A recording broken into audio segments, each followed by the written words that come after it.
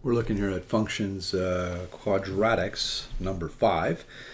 Determine the value of x if f of x is evaluated at negative 24.3. And remember that f of x is just a fancy way of saying y for the rule of the graph shown. So we've got a rule that was graphed. We've got a point in the graph.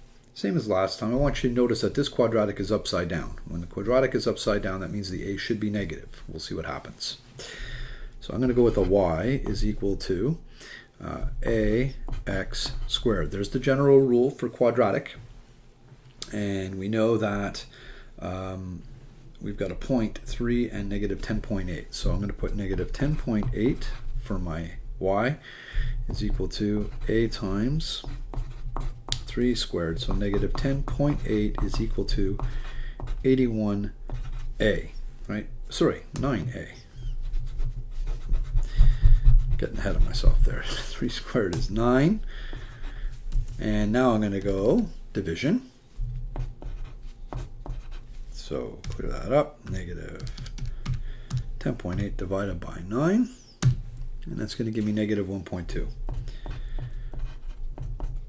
That's my a. So now I can write the rule f of x or y is equal to negative 1.2 times x squared. So this is the general rule now, and I want to evaluate f of x at negative 24.3. So I'm going to put in negative 24.3 for the f of x, or the y if you prefer, is equal to negative 1.2 x squared. Please do that division before you take your square root. So I'm going to divide both sides by negative 1.2,